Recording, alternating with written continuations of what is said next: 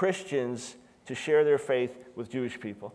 I have to encourage them as to how important it is, because your average follower of Jesus is not fanatically obsessed with this notion, I've just got to win Jews. I've got to win Jews. Now, let me give you some quotes from Rabbi Tovia Singer. These are verbatim.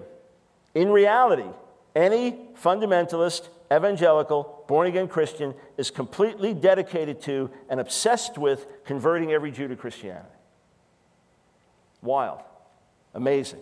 That's the perspective. Quote, we find in the New Testament this unique obsession with the Jews almost to the exclusion of Gentiles. What if I said that about the Hebrew Scriptures? What if I said that about the Tanakh, or what Christians would call the Old Testament? You find this almost unique obsession with the Jews. What's a Jewish book? Man, I read the Quran. It's got like this unique obsession with Allah. Well, it's the Quran. It's a Muslim book. New Testament's a Jewish book. It's about a Jewish faith that now the door opens to the Gentiles. Now, strangely, this unique obsession with the Jews, almost to the exclusion of Gentiles, doesn't tell you how almost half of the books in the New Testament are written to Gentiles, if not more. But that's the perspective. Now, remember, you're a Jewish person. You're hearing this. These anti-missionaries are now going to tell you, look, the missionaries, they prey on the elderly. They prey on the sick. They prey on the emotionally unstable. They try to isolate them. And every Christian, you know how many Christians there are in America? Every Christian is uniquely obsessed with converting you. That sounds pretty intimidating. You're going to get your defenses up. According to Tovia, since Jews are the one nation that didn't accept Jesus, quote, and that has always been a troubling reality to the church, therefore, only a Jew's conversion can lend any credibility to the cross. In other words, you got to get Jews to believe in Jesus to get your faith to be credible. Aside from the fact that that would be news to just about every follower of Jesus that I know around the world, that they need to convert Jews to Christianity to lend credibility to the cross, it's actually the opposite, that most Christians just think that Jews don't get it. That of all people, for some reason, they don't get it, even though it's so obvious. You say, yeah, well, look, they rejected the prophets, and many of them rejected their own Messiah, so this is no surprise. Instead of thinking there's something wrong with our faith, your average Christian thinks there's something wrong with their spiritual receptivity.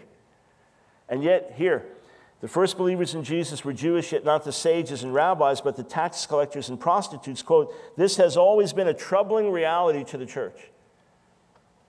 In all my years in the Lord, I don't remember any Christian ever asking me this question. How is it that only the tax collectors and the prostitutes and the uneducated, or mainly them, why did they follow Jesus but not the rabbis? No, it's normally been the opposite. It's been, how come they don't get it? When this is so clear, when this is so obvious. Look, I have had highly educated people, Christian scholars, say to me, how can Jews not believe? I had one guy, a lawyer, who debates top moral issues in the nation, a very sharp lawyer who also teaches apologetics at a seminary.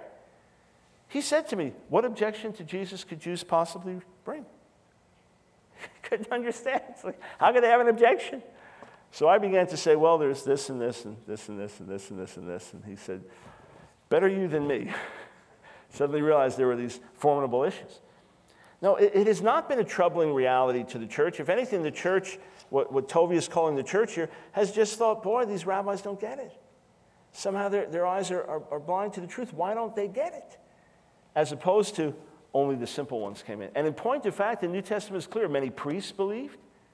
There were believers that were Pharisees themselves by background.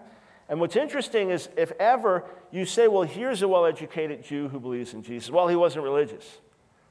Well, here's a Jew that was very religious, and he became a follower of Yeshua. There was something wrong with him. So if you present the evidence, it's rejected anyway.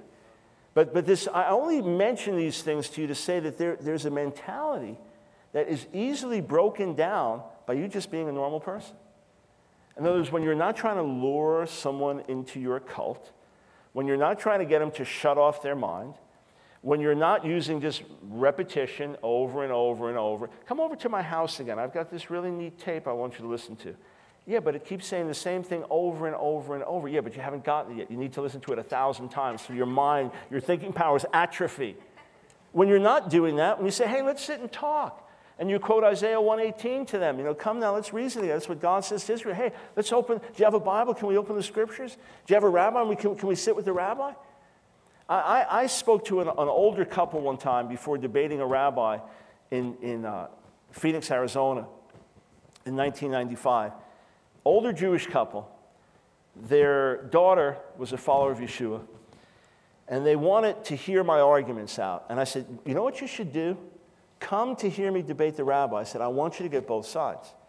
I'm so absolutely sure that we are following the truth, and that the truth is on our side, and that if we'll openly go to the scriptures and humble ourselves before God and ask him to reveal the truth to us, I'm so absolutely, totally sure where it's going to take us, that I told them, well, don't do anything until you come here to debate. I want you to hear both sides clearly. And then as I understood later, they did come to faith. The best way that you can overcome the stereotypes is just by being a regular person.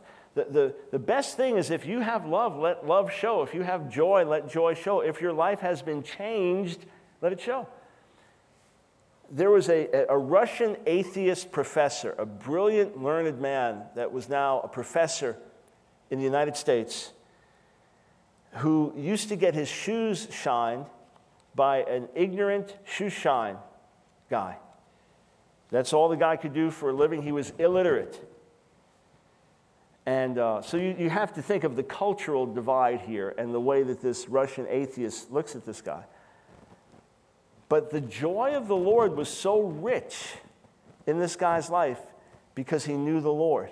He had a vibrant relationship with God that he was able to lead the Russian atheist professor to the Lord. He became a believer, became a man of faith because of the life of God in that individual.